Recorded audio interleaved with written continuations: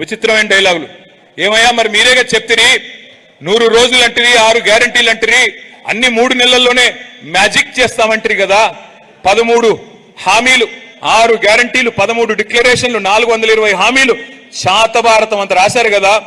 ఏది నాయనా మరి 3 నెలల్లో హామీలు అంటే ముఖ్యమంత్రి గారి మధ్యన కొత్త డైలాగ్ కొడుతున్నాడు.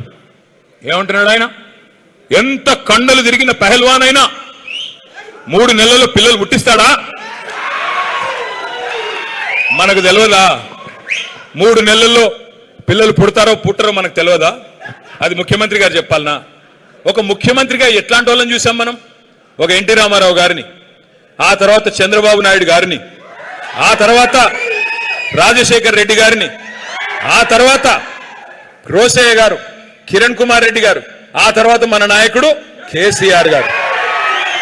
ఇట్లాంటి గౌరవప్రదమైన వ్యక్తులను చూసి ఇవాళ ఒక ముఖ్యమంత్రి 3 నెలల్లోనే పిల్లలు పుడతారా అని అడిగితే ఏమనాలా? ఏం చెప్పాలా? ఎవడు చెప్పమన్నాడు నిన్ను? 3 నెలల్లోనే పొడి చేస్తా, 3 నెలల్లోనే రైతు భరోసా వేస్తా, 3 నెలల్లోనే నవంబర్లో తీసుకుంటే 2000, డిసెంబర్లో తీసుకుంటే 4000 అని మాట్లాడిన సన్నాసెవడు? మా తమ్ముళ్ళందరికీ 4000 ఇస్తానని చెప్పి మోసం చేసిన దుర్మార్గుడు ఎవడు? నేను అడుగుతా ఉన్నా ఈరోజు. మరి నేను అడుగుతా ఉన్నా ముఖ్యమంత్రి గారు, 3 నెలల్లోనే పిల్లలు పుట్టరని మాకు తెలుసు, కానీ 30 నెలల్లో పుట్టకపోతే నిన్నేమనాలా? 30 నెలల్లో అయితే పుట్టాలి కదా. మరి 30 నెలల్లో పుట్టకపోతే ఏం పిలవాలా నిన్ను?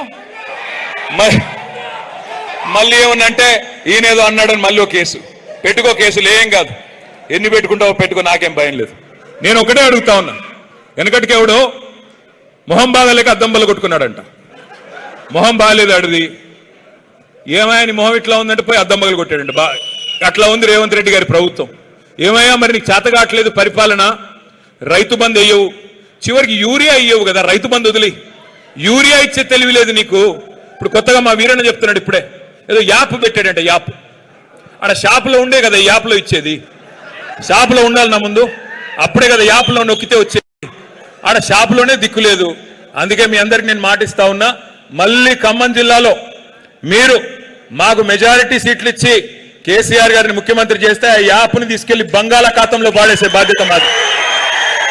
మళ్ళీ షరా మామూలుగా ఇదివరకు ఎట్లయితే కేసీఆర్ గారి టైంలో ఉండేదో, ఒక ఆటో అన్నకి ఫోన్ కొడితే మీ పొలం కాడికి వచ్చి మళ్ళీ యూరియా ఇచ్చిపోయే రోజులు మళ్ళీ తెచ్చే బాధ్యత మాది. దానికి మోడీ పేరు చెప్పి ఇంకోటి పేరు చెప్పి తప్పించుకునే ప్రయత్నం మేము చేయం.